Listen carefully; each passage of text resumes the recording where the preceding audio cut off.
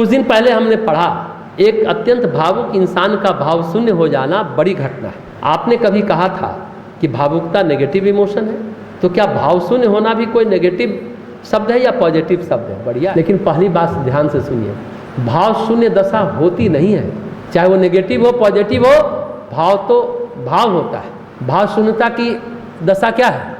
स्तब्ध होने की दशा है, जो कुछ समय के लिए होती है, 2 मिनट, 5 मिनट, 10 मिनट, आधा घंटा, ज़्यादा से ज़्यादा। भाव शून्य जिसे अंग्रेजी में क्या कहते हैं? इमोशनलेस। ऐसा कोई बिरले ही लोग होगा जो पत्थर दिल होगा। कहते हैं ना, इसका दिल तो पत्थर का है, बहुत बिरला है। ऐसा नहीं है, पत्थर होगा लेकिन कहीं ना कहीं वो भी मुलायम होगा, भाव होगा उसके अंदर। ये ना नेगेटिव है ना पॉजिटिव है। पहले बात तो होता ही नहीं है, और होता है तो थोड़ी देर के लिए होता है। जैसे चोट लगना इमरजेंसी है, स्वाभाविक दशा नहीं है। बुखार आना स्वाभाविक दशा नहीं है। शरीर में बुखार आना स्वाभाविक दशा नहीं, लेकिन चोट भी खत्म हो जाता है, बुखार भी खत्म हो जाता है। उसी तरह भाव शून्य होना भी स्वाभाविक दशा नहीं है, थोड़ी देर के लिए होता है और चला जाता है। ये नेगेटिव पॉजिटिव दशा नहीं है।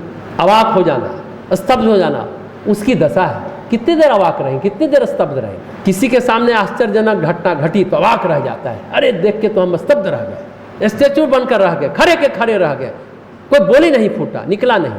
एक गजल है ना, सुना है आप लोगों ने? आपको देखकर देखता रह गया, क्या कहूँ क्या कहूँ, और कहने को क्या रह गया। यह है अवाक दशा। भावुकता नेगेटिव इमोशन है, परवर्टेड इमोशन है, प्रदूषित ऊर्जा, भाव, इमोशन, जिसे इमोशनल स्टेबिलिटी कहते हैं, वो पॉजिटिव इमोशन है, जिसको भाव कहते हैं। मतलब स्थिरता। आदमी स्थिर होकर के अच्छी भावनाओं के साथ कुछ अच्छा सोचेगा, अच्छा करने पर विचार करेगा, क्योंकि भावनाएं मनुष्य को प्रेरित करती हैं। हाँ, अगर वो नेगेटिव है तो नेगेटिवली प्रेरित करेंगी, अगर पॉजिटिव है तो पॉजिटिवली प्रेरित करेगी।